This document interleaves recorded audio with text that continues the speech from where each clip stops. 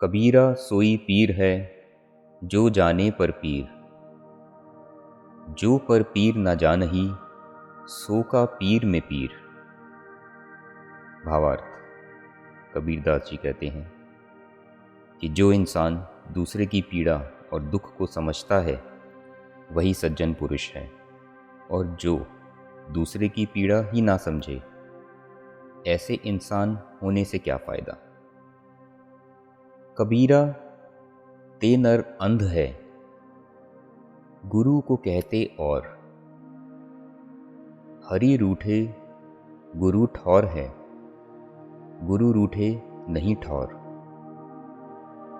भावार्थ, कबीरदास जी कहते हैं कि वे लोग अंधे और मूर्ख हैं जो गुरु की महिमा को नहीं समझ पाते। अगर ईश्वर आपसे रूठ गया तो गुरु का सहारा है, लेकिन अगर गुरु आपसे रूठ गया तो दुनिया में कहीं आपका सहारा नहीं है। कबीर सुता क्या करे जागी ना जपे मुरारी, एक दिन तू भी सोवेगा लंबे पांव पसारी। भावार्थ, कबीरदास जी कहते हैं कि तू हमेशा सोया रहता है, जागकर ईश्वर की भक्ति कर, नहीं तो एक दिन तू लंबे पैर पसार कर हमेशा के लिए सो जाएगा। नहीं शीतल है चंद्रमा हिम नहीं शीतल होए, कबीर शीतल संत जान नाम स्नेही होए। भावार्थ, कबीरदास जी कहते हैं कि चंद्रमा भी उतना शीतल नहीं है और बर्फ भी उतनी शीतल नहीं होती जितने शीतल सज्जन पुरुष होते हैं। सज्जन पुरुष मन से शीतल और सभी से स्नेह करने वाले होते हैं।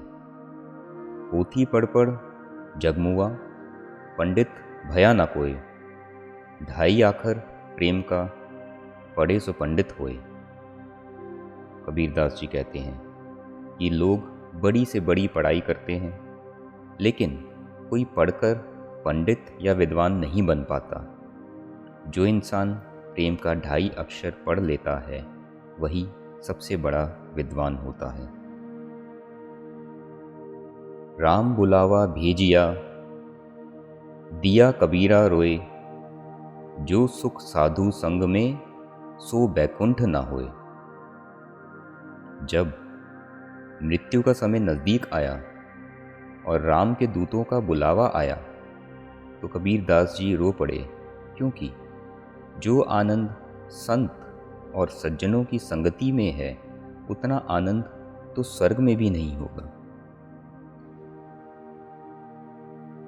शीलवंत सबसे बड़ा सब रतनन की खान, तीन लोक की संपदा रही शील में आन।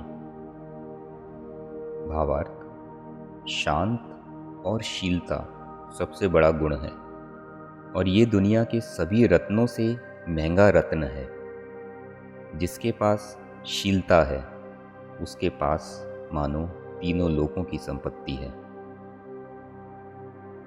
So friends, if you found the content valuable, give it a like and don't forget to subscribe it. Also hit that notification bell so that you won't miss any updates.